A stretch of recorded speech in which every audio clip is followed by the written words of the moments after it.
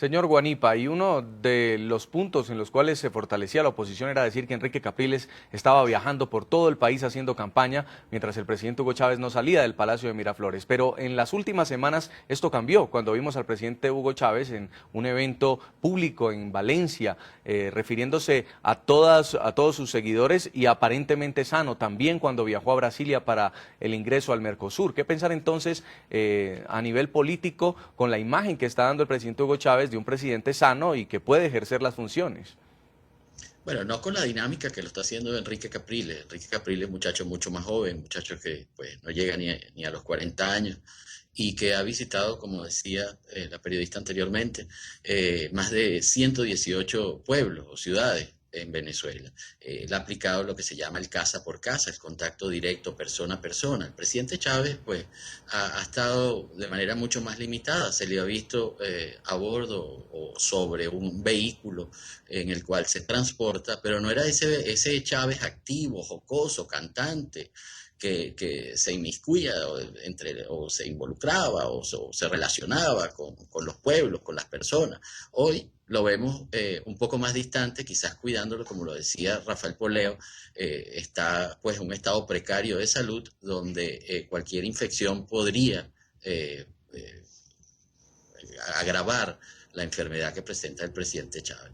Pero sí, coincido absolutamente con Rafael Poleo, pienso que Chávez es un hombre que si gana estas elecciones, pues en Venezuela al poco tiempo habrán nuevas elecciones precisamente por el deceso del presidente.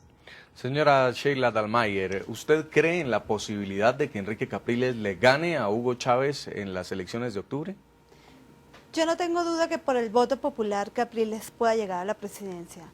Ahí quizá se tocan temas un poco más polémicos como la posibilidad de que haya un fraude o la posibilidad de que el gobierno de Chávez no entregue aún perdiendo las elecciones. Pero por el voto popular y de acuerdo a cómo se ha ido moviendo la campaña y de acuerdo a cómo se presentan los resultados en las últimas elecciones en Venezuela, yo no tendría duda el día de hoy de decir que Capriles tiene posibilidades reales de lograr la presidencia en octubre de este año.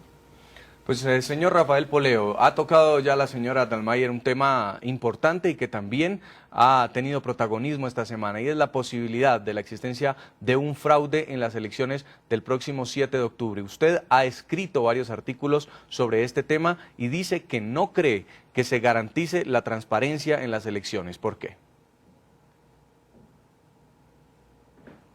Bueno, no se garantiza absolutamente. Ahora, Capriles puede obtener más votos, pero para ganar las elecciones, que es una cosa que se decide en el Consejo Nacional Electoral, se va a necesitar mucha valentía, mucha energía, va a haber que poner lo necesario sobre la mesa para imponerse a las maquinaciones del chavismo. La situación objetiva es la propicia a un fraude electoral. En primer lugar, en el Consejo Nacional Electoral no tiene representación la oposición. Son 5 personas, 5 rectores, de los 4 son beligerantemente chavistas y el quinto dicen que es opositor, pero eso nunca se le ha notado.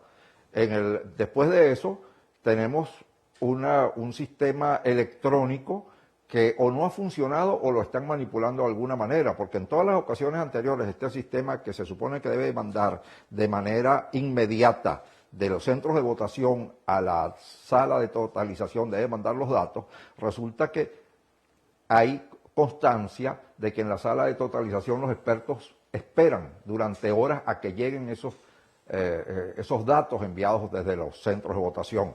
Y después de eso, hay un silencio en esa sala de totalización donde no hay representantes de la oposición, sino técnicos supuestamente indiferentes al proceso, que para que salgan los datos de esa sala de totalización son otras horas. De modo que cerrándose las urnas a las 6 de la tarde, nosotros no tenemos los resultados nunca, sino en la alta madrugada. Eso ya indica que, porque justamente el sistema electrónico es para que sea simultáneo el conocimiento nacional y mundial de los resultados que se van produciendo. Y después está el tema de las captahuellas, que son unos artefactos que son para la identificación del elector y que se ha creado, especialmente en el electorado más humilde, la sensación, el temor de que esas captahuellas, esos aparatos, le permiten al gobierno saber quién votó por quién. Sí.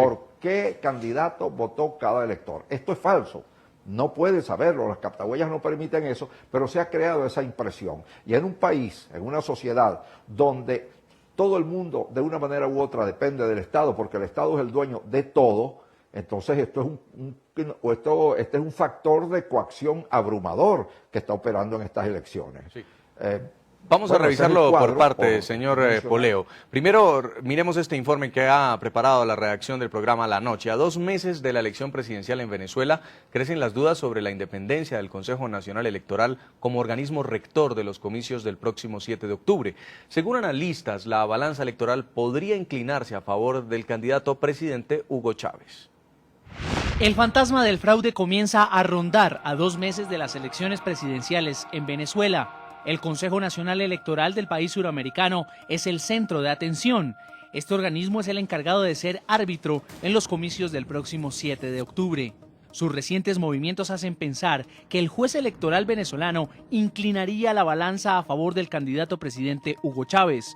Columnistas como el exministro Fernando Ochoa Antich lo han advertido desde principios de este año. Hay profundas dudas en la imparcialidad del Consejo Nacional Electoral, un organismo controlado totalmente por el oficialismo, al estar constituido por 4 rectores militantes del chavismo y solo haber un representante de la oposición.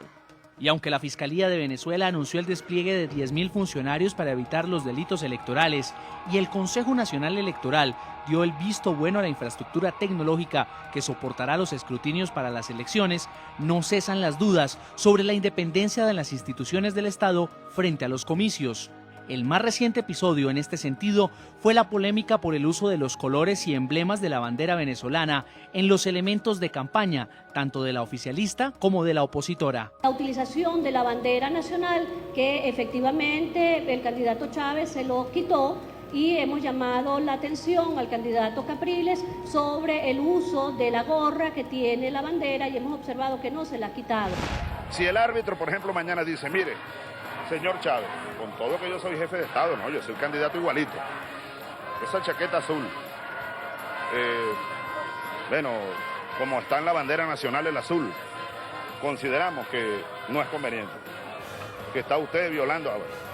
Yo pudiera protestar, pero me quito la chaqueta y me pongo una franela o me pongo una negra o una verde. Si me dicen, no, la verde tampoco porque eso es militar, y entonces, bueno, me pongo la amarilla, no, que la, bueno, si tengo que estar desnudo, sin camisa, porque, bueno, me ando, es el árbitro. El candidato opositor respondió con vehemencia al llamado de atención. Una gorra con los colores de la bandera venezolana fue la causa del reclamo del Consejo Nacional Electoral. Pongan los obstáculos que pongan, el 7 de octubre va a ganar el futuro, el progreso, lo nuevo. La gorra con la que Enrique Capriles ha aparecido en múltiples actos públicos se ha convertido en un objeto de deseo en las calles de Venezuela. La estatua del Libertador amaneció vistiendo una de esas gorras.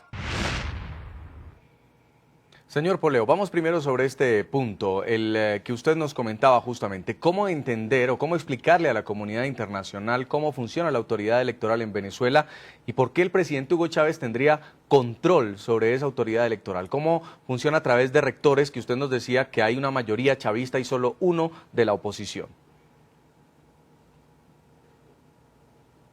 Bueno, es que eso es lo que ocurre. Por supuesto que explicar esto a nivel internacional es difícil porque son aberraciones que no se pueden entender con una mentalidad civilizada. Son actos absolutamente salvajes.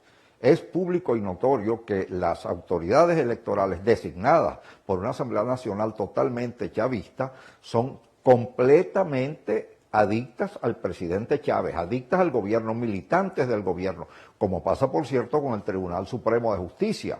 Que bueno, el presidente del Tribunal Supremo de Justicia llegó a decir, nosotros no podemos fallar sino en favor de la revolución.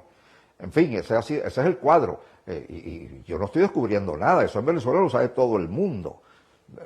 El único solitario presunto representante de la oposición es un señor que jamás ha hecho ningún pronunciamiento. Yo pregunté off the record alguna vez por qué ese señor nunca se oponía a los abusos del Consejo Nacional Electoral. La respuesta que se me dio era que mejor era que se mantuviera en un nivel muy discreto, porque si no podían eliminarlo a él también y la oposición se iba a quedar absolutamente sin nadie que mirara, nadie que pudiera siquiera asistir a las reuniones del Consejo Nacional Electoral. Ese es el cuadro. Sí. Señor Guanipa, ¿usted qué piensa? ¿Se puede garantizar la transparencia de los resultados electorales con este panorama para el próximo 7 de octubre?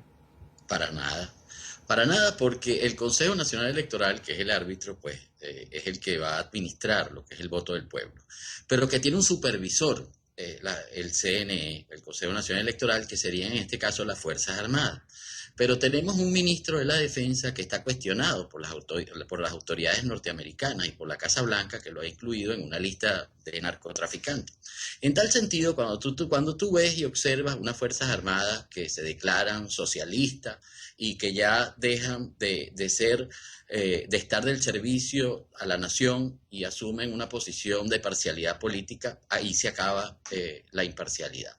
Son las Fuerzas Armadas las garantes de estar presentes en la sala de totalización, así como lo explicó Rafael Poleo, cuando se lleve el fin o la sumatoria de lo que es este proceso electoral.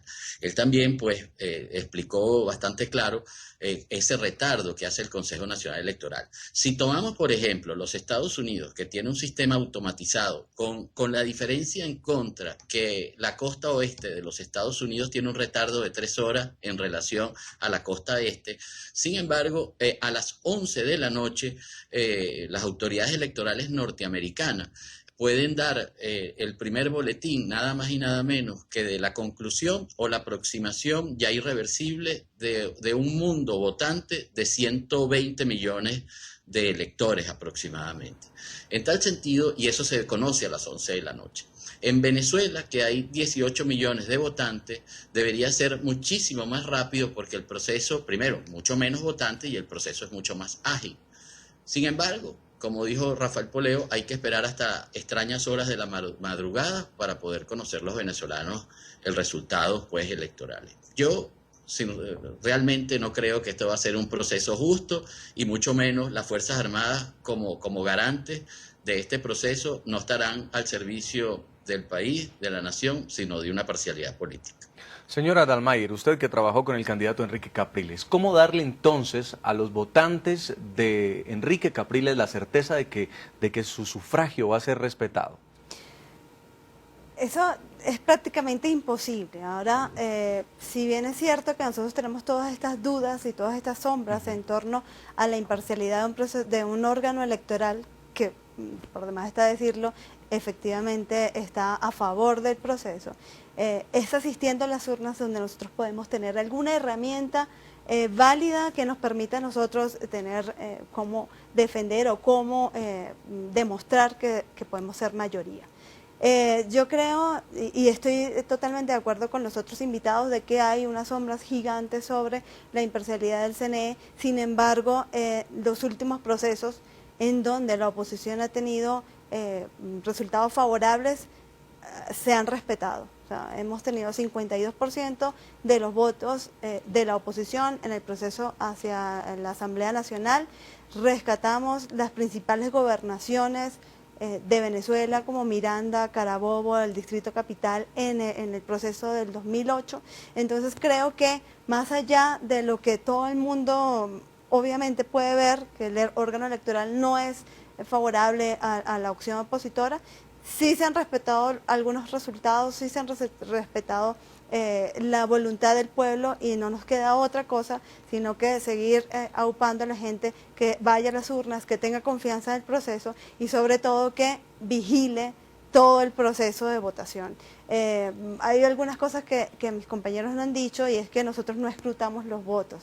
Nosotros hacemos una auditoría en caliente del 60% más o menos de las mesas de votación. Sí. Entonces sí tenemos muchos factores que pueden indicar que un proceso no pueda ser transparente. Sin embargo, hay que llamar a la racionalidad de la gente y saber, si bien no las tenemos todas ganadas, hay que ir y hay que permanecer y hay que defender su voto. Y defendiéndolo con presencia y asistiendo a las urnas. Con esto nos vamos a una primera pausa comercial en el programa La Noche. Al regreso seguimos analizando la posible falta de transparencia en las elecciones presidenciales del próximo mes de octubre en Venezuela.